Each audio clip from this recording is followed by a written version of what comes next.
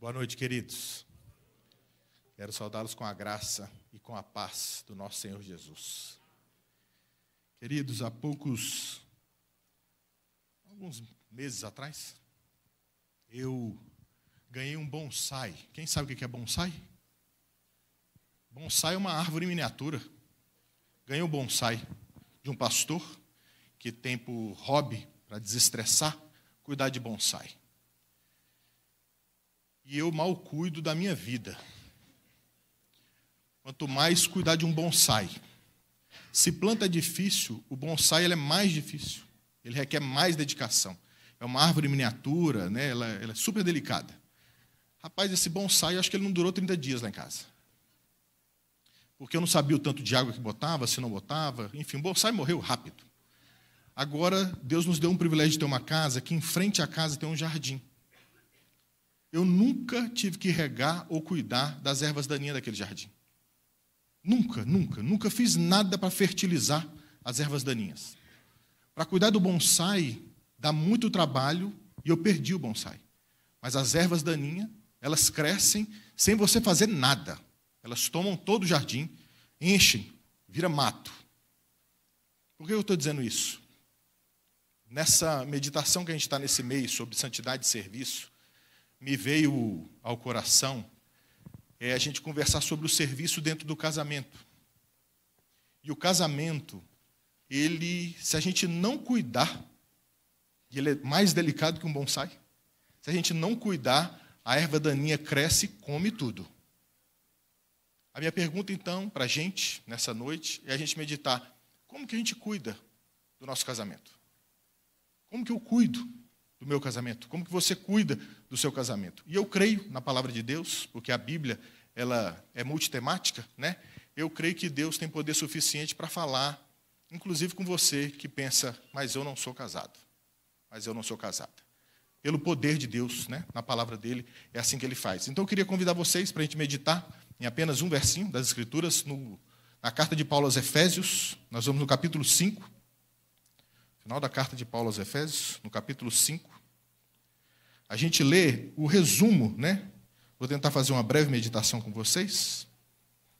A gente lê o resumo de toda essa lição, que está ali no verso 33.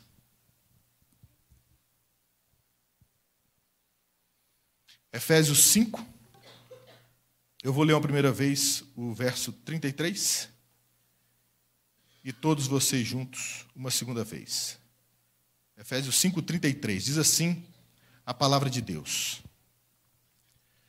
Não obstante vós, cada um de per si, também ame a própria esposa como a si mesmo, e a esposa respeite ao marido, todos.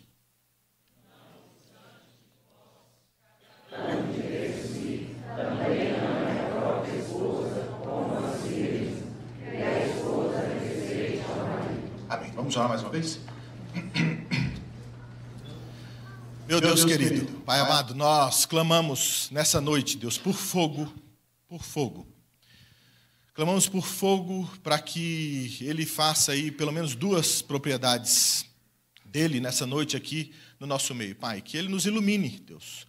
Usa a Tua palavra para nos iluminar, para iluminar a nossa caminhada, iluminar o nosso coração, a nossa mente, a nossa história, para desvanecer trevas, para limpar o caminho. Traz uma lucidez essa noite aqui aos nossos corações, a cada um de nós, como ovelha do Senhor, Deus. Mas não só iluminar, mas também aquecer. Deus, usa a Tua palavra para esquentar o nosso coração aqui essa noite, Deus. Passei no nosso meio, em histórias individuais aqui. Esquenta, Deus, em nome de Jesus, a nossa história. Mexe com o nosso coração, para que a gente não se acostume com a Tua palavra, que a gente não se acostume a estar debaixo da pregação da Tua palavra, mas que alguma coisa realmente quente e transformadora aconteça na nossa história, Pai. Essa é a nossa oração sincera, em nome do Senhor Jesus. Amém. Queridos, como cuidar do seu casamento? Do meu casamento?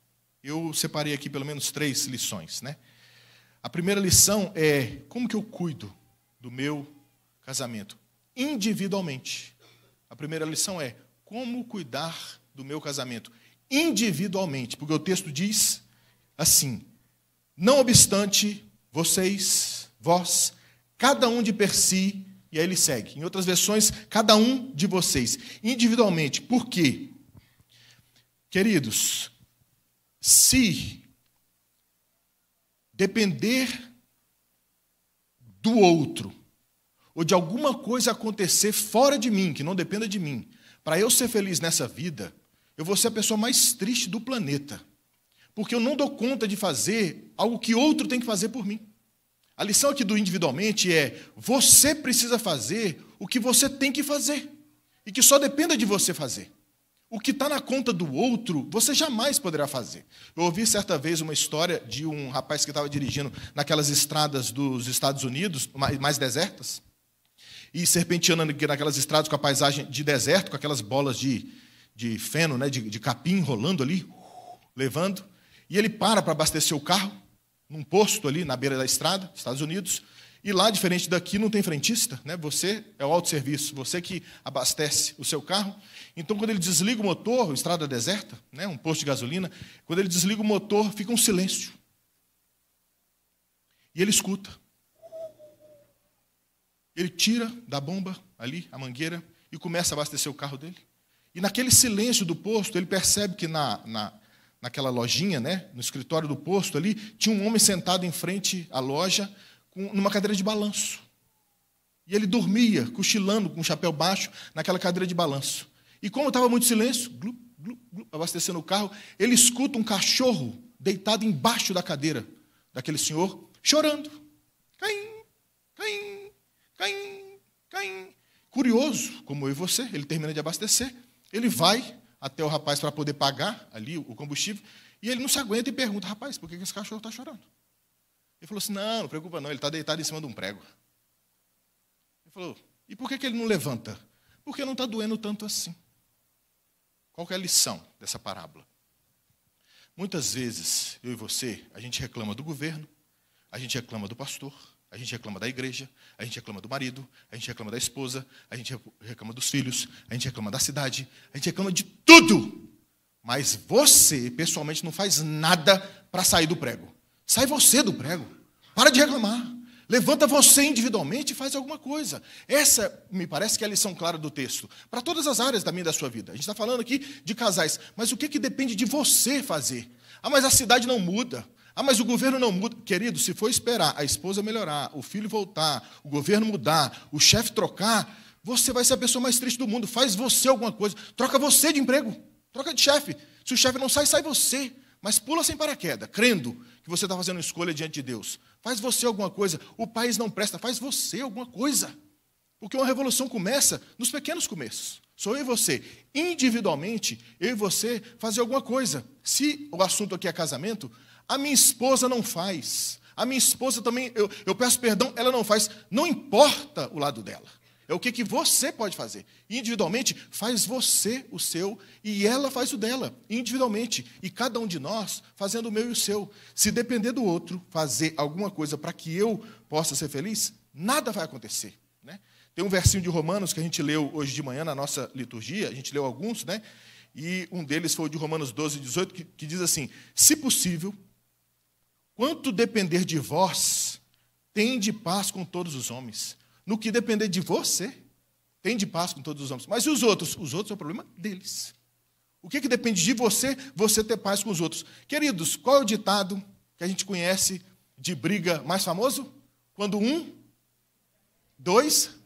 quando não quer, dois não brigam, não é? Se o esposo ou a esposa chega bravo, rapaz, bravo, ou brava, e solta os cachorros em cima de você, não tem nada que derrete mais um coração do que você fala: você está certa, me perdoe.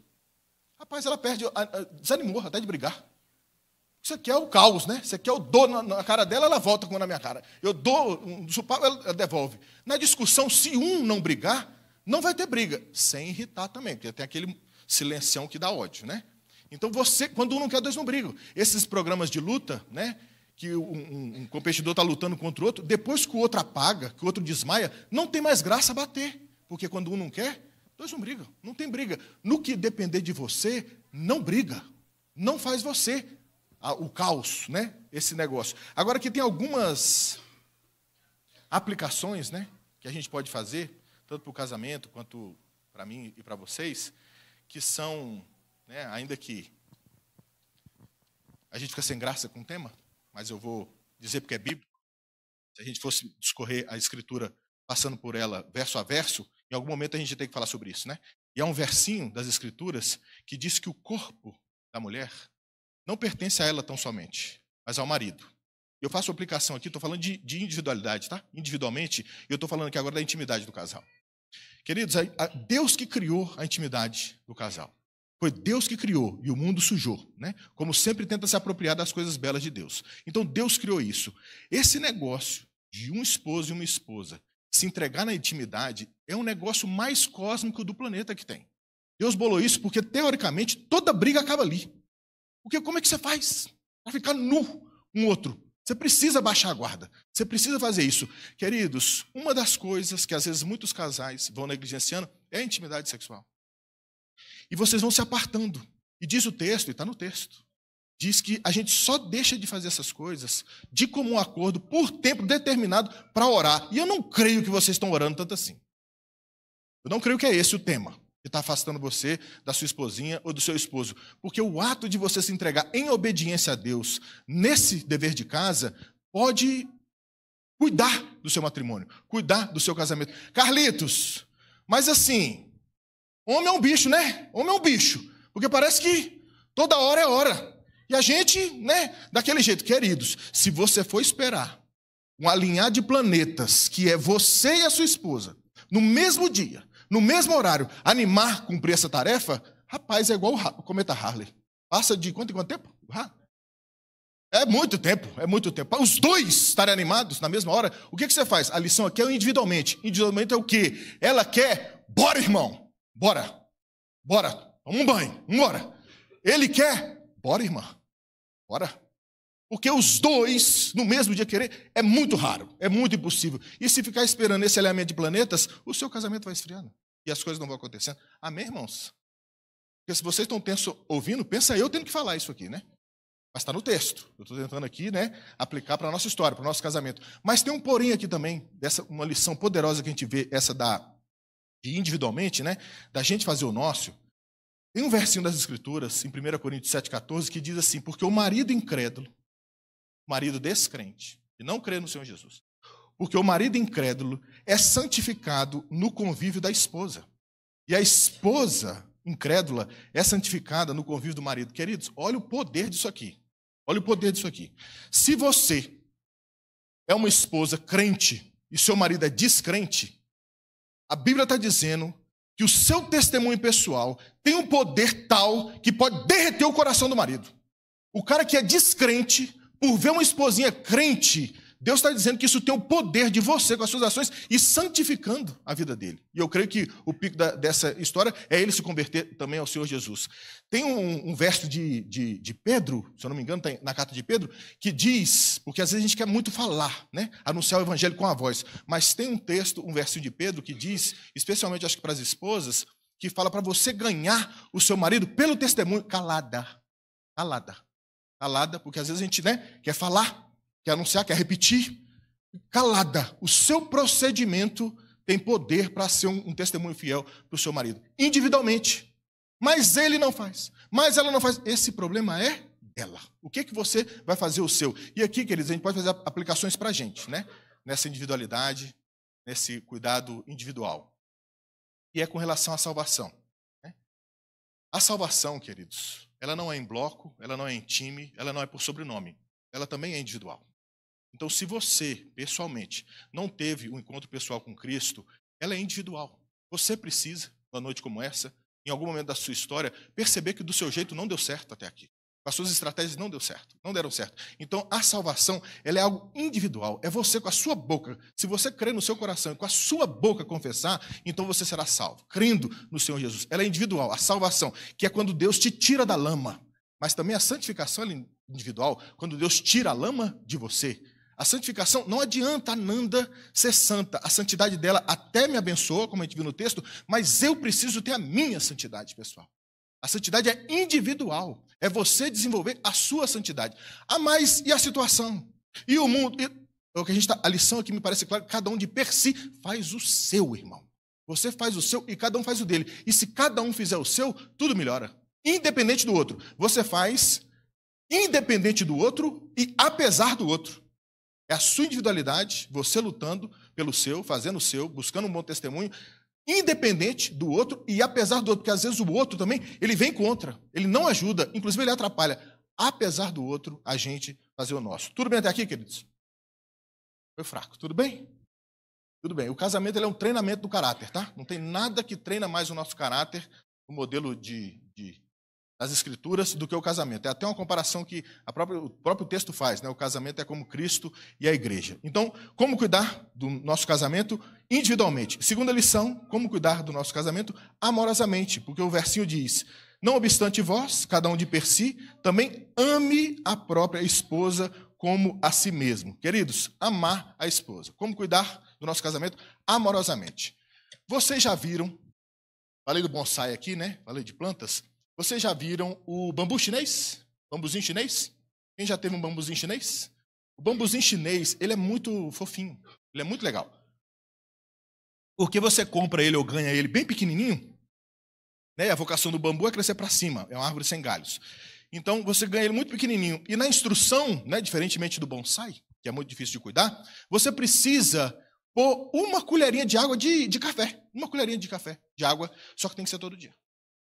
Então, todo dia você põe uma colherinha de café. Todo dia. E ele vai se desenvolvendo. Por que eu estou dizendo isso? Como cuidar do nosso casamento? O texto diz amorosamente. Amorosamente. O amor, queridos, ele é prático. Foi Simon Sinek, um filósofo do nosso tempo contemporâneo, que numa entrevista, num talk show, perguntou, querendo ilustrar um ponto que ele estava explicando, ele ilustrou, ele perguntou para o entrevistador: você ama a sua esposa? Ele disse: amo. Aí ele disse: então prova. E aí bugou a mente do entrevistador. E ele tentou explicar uma ilustração. Ele falou: se você começa uma dieta ou você começa a ir na academia, quando você começa a fazer a dieta, nada muda no tamanho do buraco do cinto. Nada muda, nada muda. Se você começou a ir para a academia, você faz os primeiros 30 minutos de esteira e você volta para casa, olha no espelho, nada muda, nada muda. Mas você vai o segundo dia. E você faz dieta o segundo dia. Então o terceiro dia. Quando você está fazendo isso por 6 meses ou 1 ano, a hora que você olha a calça, ficou frouxa. Você tira aquele vestido, que já não usava mais, e está entrando. Você olha no espelho e fala: ué, cadê o pneu? A oficina fechou? Alguma coisa aconteceu aqui. Porque na repetição da ação de fazer a dieta ou de ir à academia, na soma dos dias, quando você olha e fala: emagreci, deu certo, ou estou ficando forte, está dando certo. Como que é o amor? O amor é prático, o amor é prático. Não adianta falar que ama, você tem que mostrar. Mas é todo dia, um pouquinho, como o bambu chinês, é uma colherzinha de água. Todo dia alguma coisa. Meu amor, você está linda. Você é o melhor marido do mundo. E a gente vai conseguir educar essas meninas em nome de Jesus. E você está bonito hoje. Você fica bonito com essa gravata. Você fica bonito com esse vestido. E, meu amor, eu trouxe um copo d'água para você. Meu amor, não é dia do nosso aniversário, mas eu passei por essa floricultura e eu trouxe rosas para você. Meu irmão, está garantido o negócio. Amém? Porque você vai mostrando com ações, porque o amor é prático. À medida que você vai fazendo essas coisas, no passar do tempo, quando você olha, fala: ela me ama, ele me ama. Como que eu vou cuidar do meu casamento? A lição aqui, especialmente aos homens, né? Fala, maridos, ame a sua esposa amorosamente. Como? Com atitudes. O Senhor Jesus, naquele episódio de Pedro, que ele está ali tendo aquela restauração de Pedro, ele fala com Pedro aquela história do tu me amas. Vocês se lembram? Das 3 vezes, né? O Senhor Jesus pergunta para Pedro: tu me amas? Aí ele responde: amo. Aí o que Jesus fala? Apacenta as minhas ovelhas. E aí ele reitera: tu me amas? Ele fala: amo. Então, pastoreia meu rebanho. Tu me amas? O que é essa lição aqui que a gente está aplicando? Como que é a prova do amor que Jesus fala? É uma ação. Então você cuida das minhas ovelhinhas. Como que a gente vai fazer o amor? Você vai amar mostrando com atitudes. Quais as atitudes que a gente pode mostrar?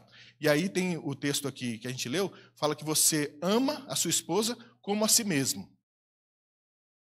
Por exemplo, você compra roupa para você em qual loja?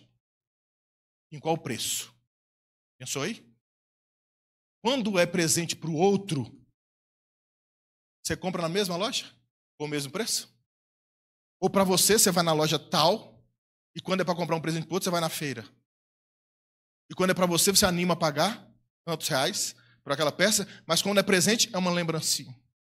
Não é? O que diz o texto aqui? que você vai amar a sua esposa como a si mesmo. Como que você faz para si mesmo? Quando você chega em casa, você espera da esposa paciência, mas você é paciente? Quando você chega em casa, você espera um ato de bondade, talvez a jantinha está pronta e servida, mas você surpreende ela um dia assim? Como que é esse amor? Ele é prático e a medida é o amor a si mesmo. Teve um dia na sala aqui do Dan, né, ali da Catecúmenos, que uma irmã fez essa pergunta. Eu não lembro qual era o tema, mas ela pergunta sobre esse amor ao outro como a si mesmo, dizendo que... Mas e aqueles que não se amam, né? Que se mutilam, se cortam, como é que faz? E aí a gente tentou explicar que mesmo esses se amam demais. A régua de medir é o amor a si mesmo, porque não tem ninguém aqui nessa noite que não se ame a si mesmo. É natural se amar, é autoprotetivo. Mas e aqueles que se cortam, aqueles que se mutilam? Ele se ama tanto que a crença dele é o Deus, ele mesmo é o Deus dele. Ele crê, então, que não tem um Deus que fala para a gente não fazer isso com a gente mesmo, né? Isso aqui é um templo do Espírito Santo. Então, ele abomina esse Deus e tem por Deus a própria consciência e ele decide que o melhor para ele, então, é se cortar. E para a gente que está por fora, parece que ele não se ama. Mas ele se ama tanto que o Deus dele é a decisão dele, é a vontade dele. Então, se amar, todo mundo se ama. A vara de medir aqui é, como você se ama, então você ama o próximo. A gente faz isso com os outros, na medida que a gente se ama, né? E para os homens, o modelo aqui...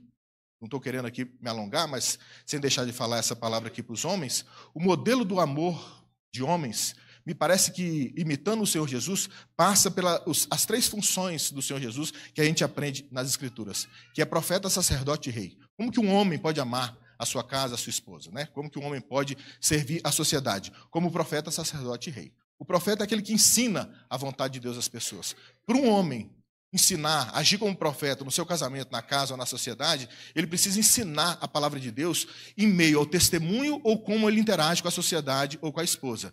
Como que eu vou ensinar algo que eu não domino? Ainda hoje, a meditação de hoje de manhã foi isso, um ato de serviço, se eu ensinar. Como que eu ensino sem dominar o assunto? Eu preciso dominar o assunto, então eu posso ensinar. Esses dias a Fernanda me fez uma pergunta sobre o Antigo Testamento, que é o meu ponto mais fraco. Eu sou muito fraco no Antigo Testamento. Ela me fez uma pergunta cronológica de algo que aconteceu. Eu não sabia falar. Se eu não domino, então, as Escrituras, como que eu vou ensinar?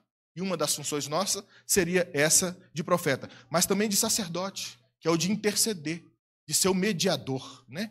A gente pode pensar em oração, você luta em oração, pelas reclamações que eu ilustrei aqui, pelo seu país, pela mudança, pela sua igreja, pelo seu casamento, pelo seu esposo, pela sua esposa. Esse ato de ser o sacerdote é aquele que intercede, porque o sacerdote ia no Santo dos Santos, intercedendo pelo povo e fazia aquela mediação. Mas o grande mediador, o nosso Senhor e Salvador Jesus Cristo, como é que ele intercedeu? O mediador foi ele, foi a própria vida. Ele se entregou por isso. Se eu e você, nos nossos casamentos, ou você como crente, em sociedade, a vara de medir fosse eu e você interceder por esse povo que está perdido, ou pela nossa família, a ponto de entregar a própria vida por isso, eu creio que estava melhor os nossos casamentos. Eu creio que estava melhor nossa sociedade. Se você como crente, estou falando para uma mulher como crente, para um homem como crente aqui, se a gente entregar a vida como mediador, a gente que conhece o Senhor Jesus, diante de uma sociedade que peca e não conhece o Senhor Jesus, poderia mudar muita coisa, né? E a última função, não só profeta e sacerdote, mas de rei, né, especialmente para os homens, porque ele governa. O rei é quem governa. O rei é o provedor, o rei é o protetor. Eu e você, como homem no casamento, a gente tem esse tipo de testemunho? De prover e proteger? A sua mulher se sente segura com a sua atuação? Do jeito que você governa a casa? Isso eu jogo para você, crente, né? Ainda que não seja no casamento, numa aplicação, você consegue espelhar isso na sua vida? Como alguém que provê paz, que protege o ambiente de trabalho, onde você está? Essas lições valem para a gente, como homem no casamento, mas vale para qualquer um aqui, nessa noite. Se a gente estaria espelhando essas funções de profeta, sacerdote e rei do nosso Senhor Jesus. Amém até aqui? E a gente encerra então. Como cuidar meu e do seu casamento? Individualmente, faz você, dependente do outro. Amorosamente, com atos de amor, mostrando esse ato de amor. E por último, respeitosamente. E diz o texto aqui, o final, essa parte das mulheres. Não obstante vós, cada um de per si também, ame a própria esposa como a si mesmo. E a esposa respeite ao marido. Tem uma versão que diz, né, com todo o respeito. Queridos, a gente tem alguns atos que simbolizam respeito, né? Tem templos que você vai entrar, você tem que tirar o sapato para entrar no templo. Tem, inclusive, casas, né? Eu visito muitas casas de missionários e tem pessoas, talvez sua casa seja assim, que você prefere que tire o sapato para entrar na sua casa, né? Então, se eu não tenho esse costume em casa, por respeito a você, eu chego na sua casa, eu tiro o sapato. A pessoa fala, não precisa não. Mas é um costume da família, e em respeito você fala, eu tiro. E a sua meia furada é conhecida ali por todos, né? Mas é um modelo que a gente vê nas Escrituras, né? O próprio Moisés, ali, quando viu a sarça ardendo, Deus disse para ele assim, tira as sandálias, que essa terra onde você está é ambiente santo. A gente pode pensar nesse sinal de respeito também com os militares, que é a continência. A continência é um sinal de respeito, não só para as autoridades superiores, né? Pelo que eu li e vi, a instrução é, você tem respeito pelos superiores, mas pelos subordinados, mas também pelos iguais e pelos inferiores. Se um soldado bate a continência para você, você, em respeito a ele, devolve a continência também. Então, é um sinal de respeito, uma atitude de respeito você fazer isso. E a mesma coisa a gente vê a respeito também, poderia ilustrar aqui, né? Hoje é dia de Santa Ceia, a mesa. Como você se porta à mesa, etiqueta que falam, né? Você pegar no talher, você não fazer, você esperar, você não fazer, você está mostrando respeito por aqueles que estão com você ali. O que eu estou tentando dizer para vocês aqui? Se com amor a gente prova o amor na prática, me parece que não tem outro jeito também de mostrar respeito a não ser com a prática. A não ser com um gesto. Você mostra o respeito, e você tira o sapato, e a pessoa está vendo que você tem respeito com ela. E o que é a grande lição aqui para o marido e para a esposa, ou com quem você interagir na sociedade? O sinal de respeito, ele tem que ser respeito para o outro. Porque às vezes o que eu julgo ser respeito para mim, obviamente tem, a gente sabe o que é respeito, né?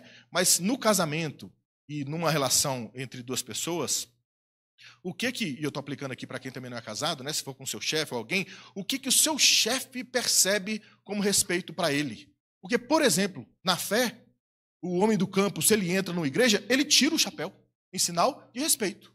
Homem do campo. Mas se você vai na sinagoga, o judeu põe o chapéu, que é o kippar, para cobrir a cabeça. Então, qual que é o sinal de respeito naquele ambiente que você está? No casamento, se a gente fosse aplicar, o que para meu esposo, aqui a palavra mais para as esposas, o que para meu esposo é sinal de respeito para ele? Ele se sente respeitado quando eu chego para jantar e ninguém jantou. Estão me esperando para o jantar. Porque eu gosto de jantar com todo mundo junto. O que é sinal de respeito para ele? Quando ele está dormindo e ninguém acende a luz na cara dele, porque ainda não está no horário dele acordar e ele quer dormir um pouco até mais tarde, eu não faço barulho. O que é sinal de respeito para o marido? Porque o grande lance é ele se sentir honrado, ele se sentir exaltado, que é o jeito do texto aqui, ainda que seja esquisito para o seu ouvido, mas é de reverência, né, desse respeito. Como que a gente é ajudada, as meninas, a conseguir perseguir isso sem dar esse ruim aí, hora que houve honrar e exaltar o homem, com reverência? Carlito, vá, as favas. Como que a gente pode ser ajudado nisso para te dar um combustível de fé para você obedecer? Primeiro está no texto, né? Creia, funciona. Desarma bomba em casa. Homem quer ser exaltado, irmão. Se possível, em público. Você fala assim, esse aqui é o melhor marido do mundo aqui, ó. Isso aqui não tem homem igual esse aqui. O cara, ele fala, não, o que é isso? Não, tá. Isso é coisa de homem. E a mulher quer se sentir amada. Então, o homem a mulher tem que respeitar e o homem tem que se dar o respeito, né? Cada um fazendo o seu. Agora, o que aqui, eu falo, tentando dividir com vocês, o que pode ajudar a gente a perseguir essa busca pelo respeito dele? Quanto mais eu conheço a Deus, mais fica fácil eu obedecê-lo. Então, se a gente tenta compreender Deus na história, isso pode ajudar eu e você a se submeter nesse respeito do casamento. Como que Deus criou todas as coisas? Ele cria as coisas com uma ordem. Ele tem o primeiro dia, ele tem as coisas que ele fez primeiro e as segundas coisas. E na criação, num dado momento, ele decide criar o homem. Estou conhecendo Deus, fica calma. Deus criou o homem primeiro. Por quê? Porque ele quis. Você tem que marcar uma sessão com ele e debater com ele. Porque ele quis. Pelo conselho da própria vontade, ele decidiu criar o homem primeiro. Então ele fala que não é bom o homem estar sozinho e eu vou fazer para ele uma auxiliadora. E Deus inventou a autoridade. Toda autoridade, diz o texto, é constituída por Deus. Toda autoridade. Ele bolou da cabeça dele, entre os dois que são iguais, tem o mesmo valor. Jesus morreu na cruz pela esposinha e pelo marido. O mesmo sangue, a mesma cruz. Não teve mais sangue ou menos sangue para cada um. O mesmo Jesus, na mesma cruz, por mim e por você. Nós somos iguais em valor. Mas ele precisou eleger um para ser autoridade. Porque onde não tem autoridade, o negócio esculhamba. Tem que ter uma voz final. Quando você bate no trânsito, precisa ir para um juiz e eu estava certo. O outro fala, eu estava certo. Alguém precisa botar uma palavra aqui. O juiz fala, foi ele. Você engole seco e vai pagar. Perdeu. Tem que fazer. Tem que ter uma voz. É da criação de Deus. Ele bolou assim. Então ele deu essa função ao homem de autoridade. E toda autoridade é constituída por Deus. Mas essa autoridade, de repente, você não gosta do governo atual. Mas o texto diz que toda autoridade é constituída por Deus. Então essa autoridade está aí por conta do governo. O que o texto fala? Para você não falar mal dela, mas orar por ela. Mas eu também não gosto do meu marido, que é autoridade sobre mim. Mas então você dorme com um barulho desse, porque está no texto. Você vai separar? Não pode separar também. Então o que faz? Individualmente faz o seu, irmão. Faz o seu, apesar dele. Mas ele é autoridade. E o sentido de autoridade aqui é como se fosse, dentro da palavra tem autor, né? Autoridade. É como se fosse o autor de um poema. Se você lê um poema, você fala, o que esse cara quis dizer aqui? E tem as conjecturas, né? Acho que nesse poema aqui ele estava querendo falar sobre isso aqui. Ou isso aqui. Mas qual é o melhor jeito? Você vai no autor e pergunta, o que você quis dizer nesse poema? O autor, não, eu escrevi isso aqui um dia que eu estava melancólico. Eu quis dizer isso aqui, isso aqui, isso aqui. O autor explica. É preciso ter uma palavra final e definitiva. Ainda que você não concorde tanto assim. Eu vou tentar ilustrar com um texto que fica talvez mais fácil para o meu e para o seu coração, quando é as escrituras que falam. Vocês se lembram daquele episódio da pesca maravilhosa? Que Pedro, então, ele tinha pescado, ele pescou uma noite toda, mas não pegou peixe. Não pegou peixe, ele volta, está ali lavando as redes, o Senhor Jesus aparece. Pede barco emprestado, você se importa de emprestar o barco aqui que eu vou pregar para a turma? Ele fala, não, vamos lá. Aí Jesus prega e depois fala para Pedro, vamos pescar?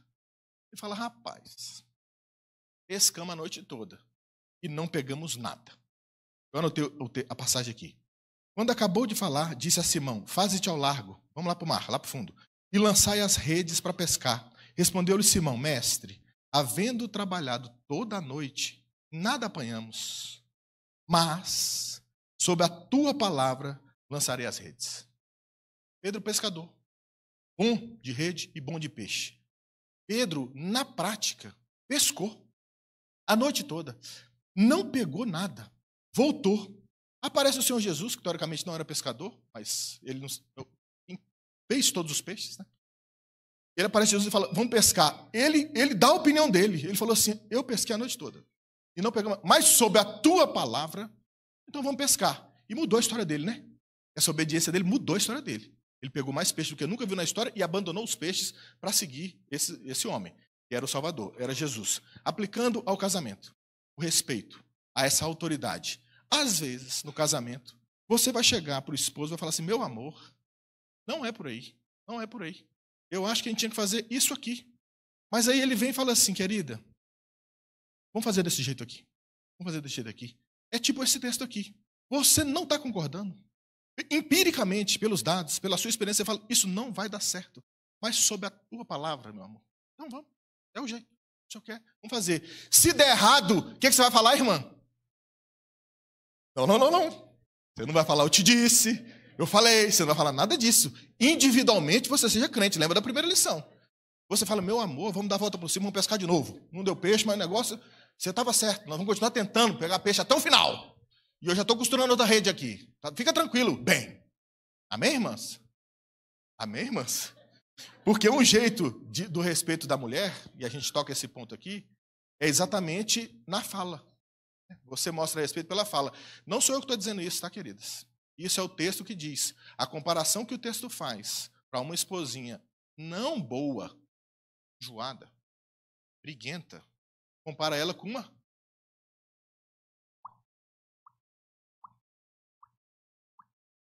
goteira.